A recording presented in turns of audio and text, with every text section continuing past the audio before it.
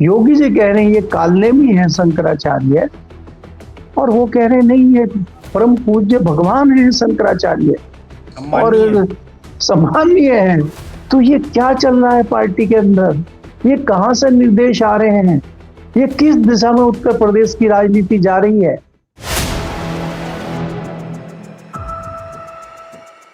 नमस्कार दोस्तों, कैसे हैं आप लोग? उम्मीद है आप सभी अच्छे होंगे। उत्तर प्रदेश में संत बनाम संत चल रहा है। एक तरफ योगी आदित्यनाथ हैं जिनकी सरकार है, तो दूसरी तरफ शंकराचार्य हैं जो धर्म के सबसे बड़े रक्षक कह लीजिए, उनको मार्गदर्शक कह लीजिए। लेकिन दोनों आपस में भिड़ चुके हैं। लेकिन इस भिड़ंत में क्या सीएम योगी आदित्यनाथ की कुर्सी भी खतरे में आ गई है? कैसे, इसको लेकर बातचीत करेंगे। केपी मलिक जी वरिष्ठकार हमारे साथ जुड़े हैं। सर, बहुत बहुत स्वागत है आपका। धन्यवाद हिमांशु जी, आपका और आपके दर्शकों का भी। जी। केपी सर, ये क्यों कहा जा रहा है कि योगी आदित्यनाथ को निपटाने की, उनको हटाने की कोशिशें की जा रही हैं, और जो कोशिशें हैं अब वो और तेज इसलिए हो गई हैं क्योंकि शंकराचार्य एक बहाने के तौर पर सामने आ गए? देखिए हिमांशु जी, मैं जो उत्तर प्रदेश में ये सियासी घमासान चल रहा है योगी और शंकराचार्य जी का, मैं इसको इस प्रकार से देखता हूं कि शिवलिंग पे बिच्छू बैठ गया है और बिच्छू को हटाना है तो हाथ से आप हटा नहीं सकते। जूता चप्पल कोई चीज का प्रयोग आप कर नहीं सकते, शिवलिंग को लग जाएगा। इसको हटाया कैसे जाए? बड़ी सावधानी से, बड़ी रणनीति से, बड़े तरीके से हटाना होगा, नहीं तो ये तो कब्जा करके बैठ गया, ये तो हटेगा नहीं और मामला कैसे चले। तो बाबा ने जिस प्रकार से उत्तर प्रदेश में अपना वर्चस्व जमा लिया है और उस वर्चस्व का परिणाम आपने देखा 2024 के लोकसभा चुनाव में, तो अब बाबा को हटाना है। दिल्ली बहुत मजबूत स्थिति में है आज की डेट में, संगठन की कमान भी उनके हाथ में पूरी तरह आ चुकी है, अब सब मामला तैयार है। शंकराचार्य जी जाने अनजाने में एक बहाना बन गए, एक मोहरा बन गए हैं। निशाना कहीं और है, पटकथा कहीं और लिखी जा रही है।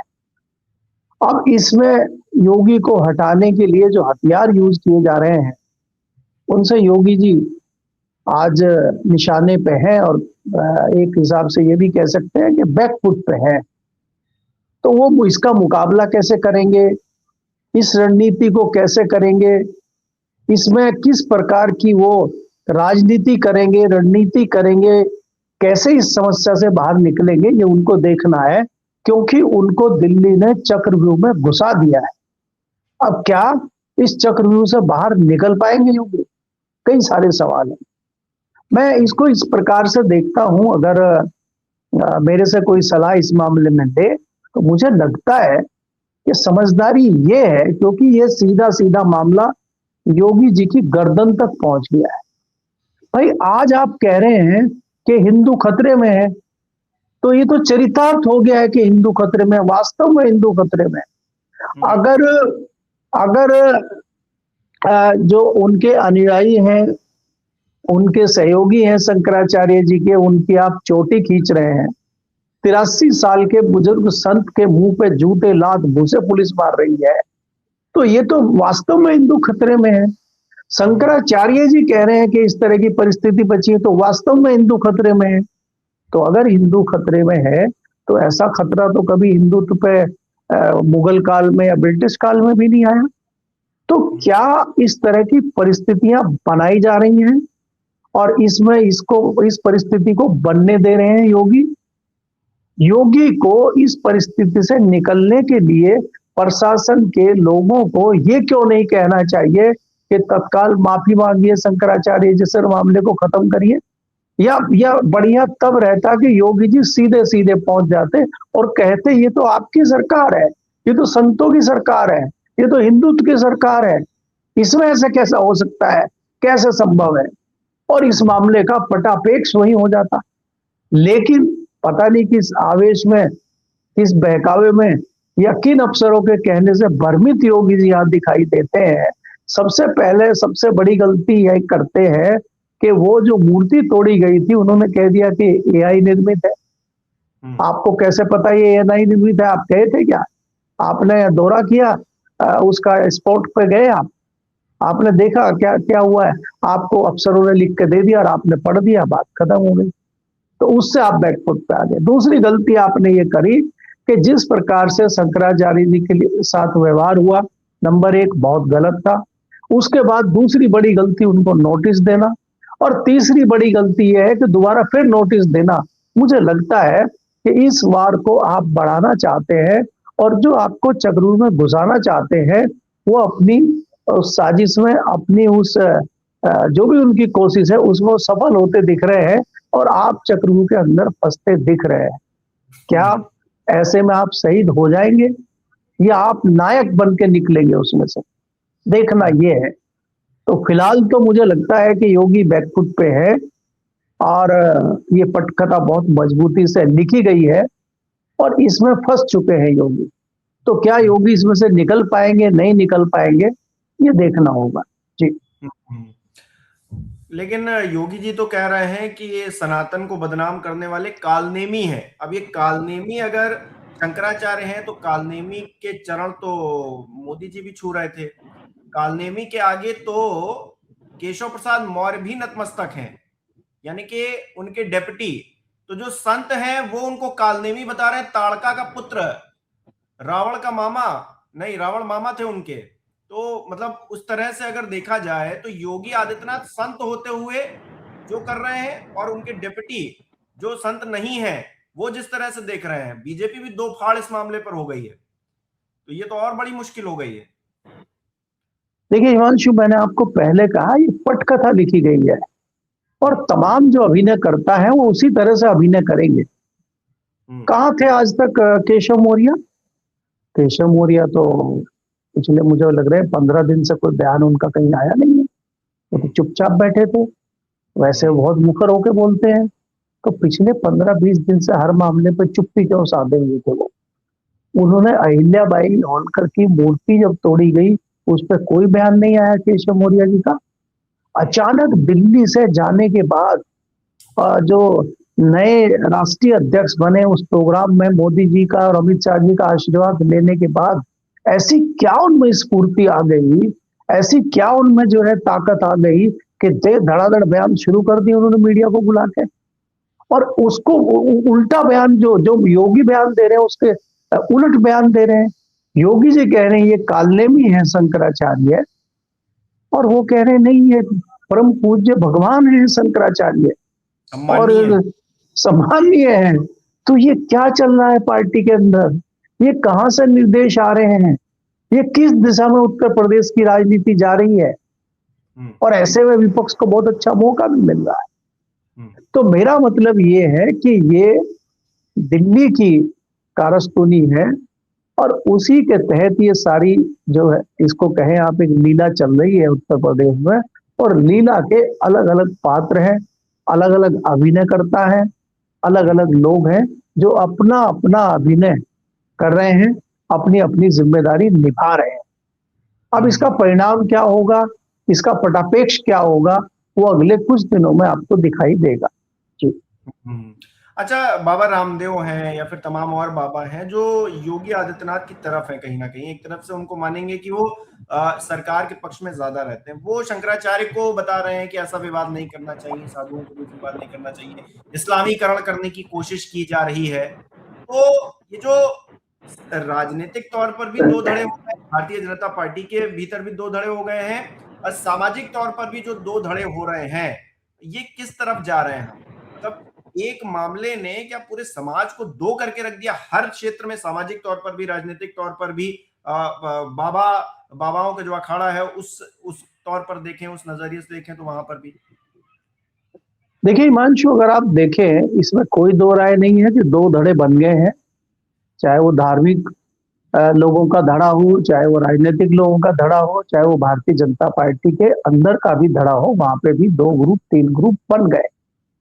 लेकिन आपको ये देखना होगा कि लोग कह क्या रहे हैं। जो सबसे अच्छी समझदारी की और सही बात कही है, मैं उसमें लेता हूं जो शंकराचार्य हैं, जैसे पुरी के शंकराचार्य हैं, बाकी दूसरे शंकराचार्य हैं, उन्होंने ये कहा है कि प्रशासन को माफी मांगकर इस मामले को खत्म कर देना चाहिए।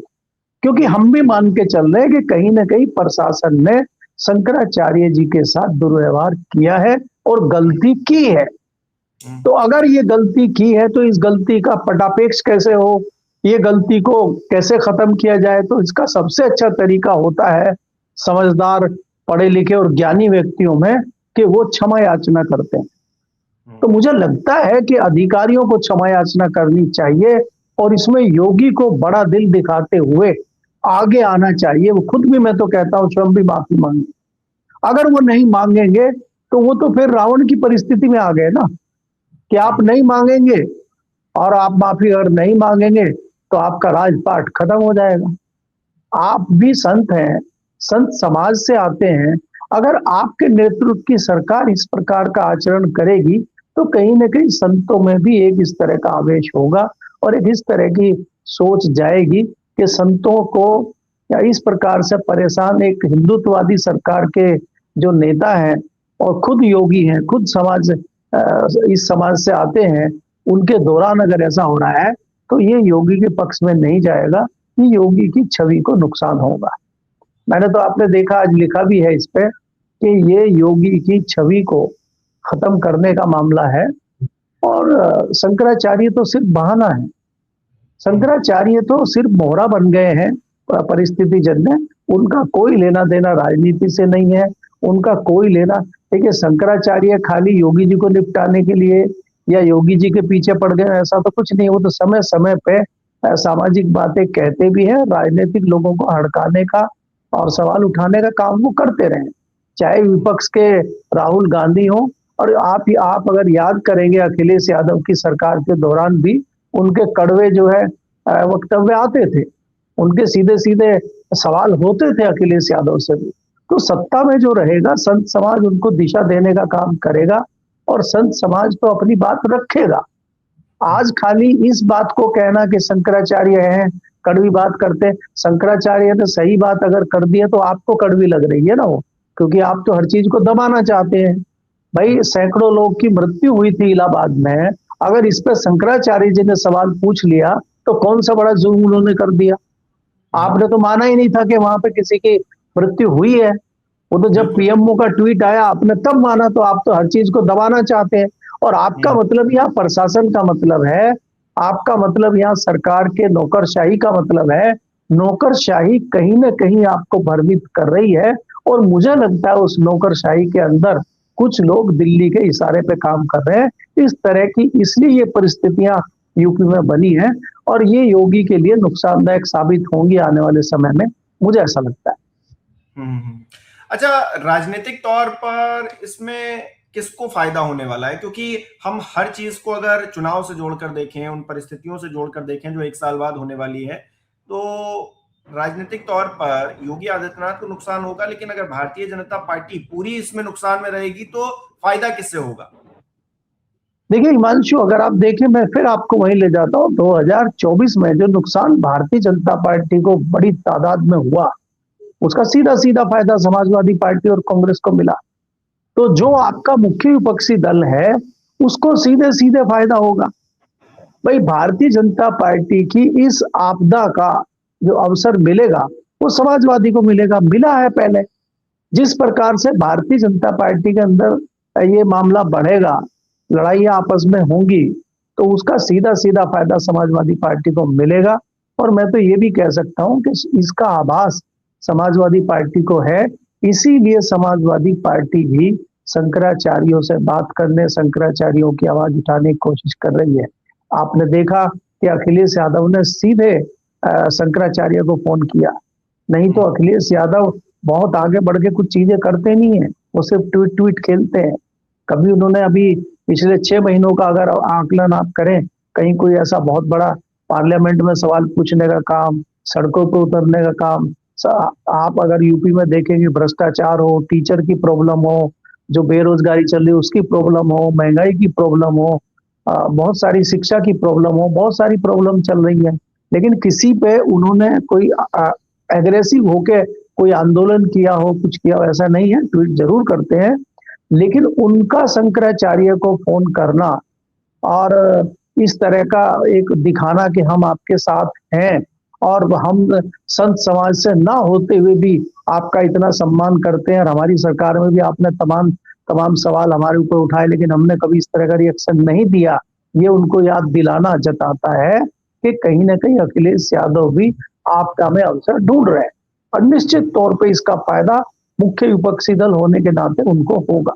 जी जी, बहुत बहुत शुक्रिया केपी मलिक जी तमाम जानकारी के लिए, समझाने के लिए कि असल में हो क्या रहा है राजनीतिक और सामाजिक तौर पर। बहुत बहुत धन्यवाद आपका। हमारे दर्शक किस तरह से देख रहे हैं इस विषय को, क्या योगी आदित्यनाथ को ये जो पूरा कांड हुआ है शंकराचार्य वाला, ये भारी पड़ने वाला है राजनीतिक तौर पर, और क्या उनको हटाने, उनको निपटाने की कोशिश दिल्ली से भी जारी है, और उसमें अब केशव प्रसाद मौर्य भी खुलकर बैटिंग कर रहे हैं, क्योंकि वो तो कह रहे हैं कि सम्मानीय है शंकराचार्य अवमुक्तेश्वरानंद सरस्वती, वो जाएं स्नान करें, और योगी आदित्यनाथ दूसरे राज्य से मंच पर खड़े होकर कह रहे हैं कि कालनेमी है, जो सनातन को, जो धर्म को तबाह करना चाहते हैं, बर्बाद करना चाहते हैं, बदनाम करना चाहते हैं।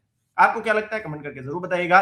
इस वीडियो को लाइक करना, शेयर करना मत भूलिएगा। हमारे चैनल को सब्सक्राइब नहीं किया है तो वो भी जरूर कीजिएगा, और आप हमें सहयोग भी कर सकते हैं ज्वाइन बटन पर क्लिक करके। बहुत बहुत धन्यवाद।